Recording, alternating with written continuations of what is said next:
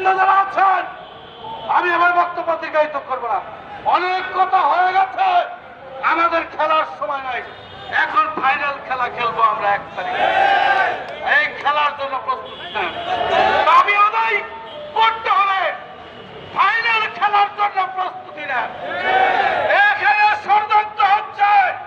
Doctor Yunus সাহেব, আপনি যেন পে কমিশন বাস্তবায়ন না করতে পারেন, তার জন্য কিছু ষড়যন্ত্রকারী আমলারা ষড়যন্ত্র করছে। আমরা তাই চাই সমস্ত ষড়যন্ত্র প্রত্যাহার করে আমাদের দাবিটা ভদ্রলোকের মতো ঘোষণা করে দেন। আর না হলে আমরা আমাদের ছেলে মেয়েকে যদি খাইতে না পাই, যদি পড়তে না পাই, যদি সরকারি প্রতিষ্ঠানে 8,050 টাকা দিয়ে 6 জন পরিবার নিয়ে চলতে হয়, ওইখানে যা যা করা লাগে আমাদের বেঁচে থাকার জন্য, তাই আমরা শুরু করবো 1 তারিখে। আমি আমার বক্তব্য দীর্ঘায়িত না করে সকল মিডিয়া ভাইদেরকে বলবো, পরিষ্কার ভাষায় কথাটা লিখে দিবেন।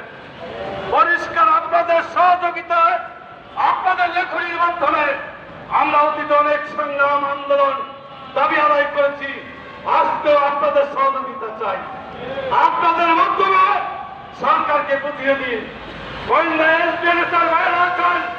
পরিষ্কার ভাবে বলে দেন, এই পে স্কেল কোন এসপি চায় নাই, কোন ডিসি চায় নাই, কোন সচিব চায় নাই, কোন আমলা চায় নাই। দ্বিতীয় তত্ত্বশালী কর্মচারীরা তাদের জন্য, তারপরেও আমরা চেয়েছি সবাই পায়। আর একটি কথা বলতে চাই, শুধু আপনারা পে কমিশনের বক্তব্য দিয়েছেন, এই পে কমিশনের মধ্যে কি কি আছে? আমাদের পুলিশের ন্যায় রাসায়নিক ব্যবস্থা চালু করতে হবে। আমাদের পোশাকের টাকা বেতনের সাথে প্রদান করতে হবে।